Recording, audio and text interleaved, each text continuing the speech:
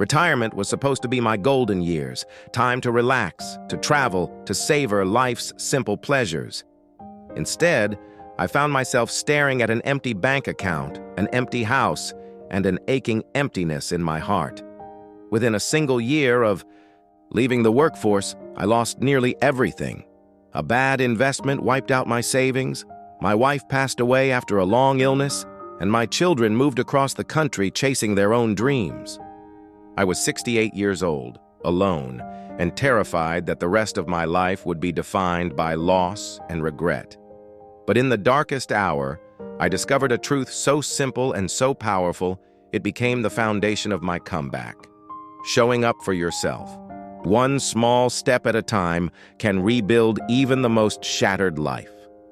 This is the story of loss and resilience, of the everyday choices that helped me rediscover purpose, rebuild my community, and find joy after loss.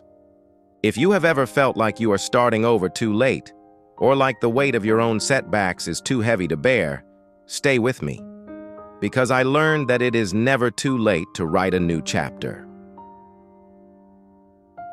Number 1. The day everything changed. I remember it vividly. I sat across from my financial advisor, watching his brow crease as he explained how the market crash had erased 80% of my retirement fund. I felt my chest tighten. Each word felt like a nail in the coffin of my carefully planned future.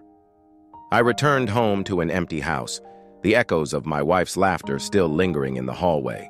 In that moment, I asked myself, how do I keep going when everything I built has vanished? Number 2.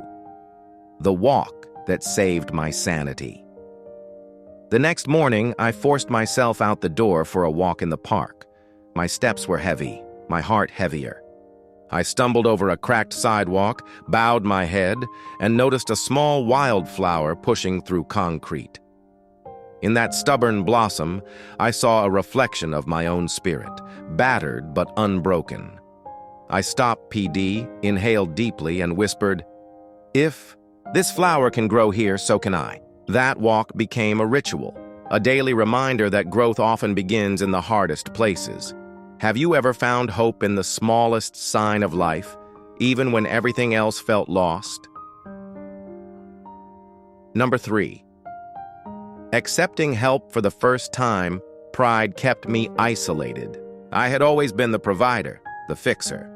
But one evening, my neighbor Carol, retired nurse and lifelong friend, knocked on my door with a casserole and a promise.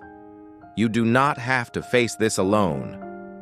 I hesitated, then let her in. Accepting. Her meal was the first of many acts of humility that anchored me. It taught me that rebuilding is a communal act, not a solitary marathon. Number 4.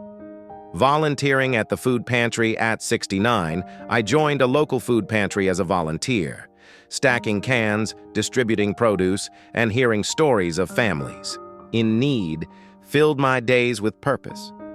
One woman wept as she thanked me for a bag of groceries. I realized that even in my loss, I had something to give. Empathy, born of experience.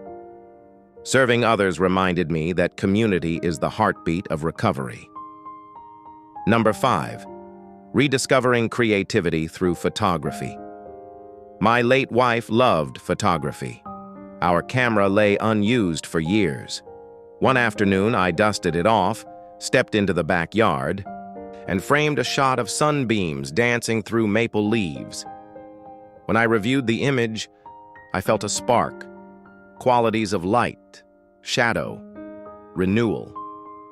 Photography became my therapy, revealing beauty in unexpected corners and giving me a new lens through which to see myself. Number 6. Rebuilding family connections. My children had moved away, busy with their own lives. I reached out with honesty. "I miss you. I need you." We scheduled weekly video calls, first awkward, then warm. Sharing stories of my garden, their careers, and our memories healed old wounds. Over time, those calls became thread stitching. us back together across miles of separation. Number 7. Embracing a smaller home. The big house where I had shared decades of life suddenly felt cavernous. I sold it and moved into a smaller cottage with a sunlit living room and a garden patch. Every morning, I tend to tomatoes and basil, feeling soil between my fingers, a tactile reminder that growth is possible, even in new soil. My home became a sanctuary, scaled to my new beginning. Number 8. Joining a local men's group. Loneliness is a common invisible wound. I found a men's discussion group that met over coffee every Tuesday.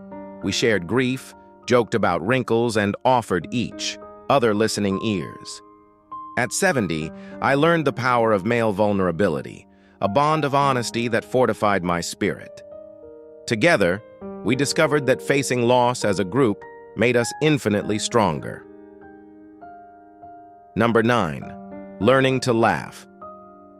Again, after my wife's passing, laughter felt like a betrayal of grief. But one Saturday, I attended a community theater production, a local comedy night. I laughed so hard my sides hurt. That evening, I recognized that joy and sorrow can coexist. Relearning to laugh reminded me that healing is not linear. It is messy, beautiful, and full of contradictions. Number 10. Creating a new routine of self-care. I designed a daily routine centered on self-care, gentle stretching at dawn, nourishing meals prepped ahead, short reading sessions of poetry that fed my soul, and bedtime tea rituals that soothed my mind. Consistency in these small acts restored my physical health and mental equilibrium. It taught me that rebuilding my life required structure, but also flexibility to adapt when needed. Key recap walks of reflection sparked hope in unlikely places. Accepting help broke isolation. Volunteering restored purpose. Creative pursuits rekindled joy. Honest outreach mended relationships.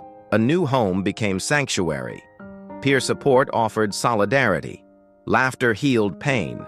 Self-care routines anchored daily growth. Now, I invite you to reflect. What small habit might you begin tomorrow to reclaim purpose? Who in your circle might you reach out to for support and offer yours in return? What creative spark could awaken joy in your days? Share your thoughts in the comments below. Your story could be the turning point for someone else. If this video resonated with you, please like, share it with someone who might need hope, and subscribe for more true stories of resilience and rebirth. And remember, it is never too late to rebuild. Sometimes, starting over becomes the most beautiful chapter of all. Thank you for watching. Your story is still unfolding. Make it extraordinary.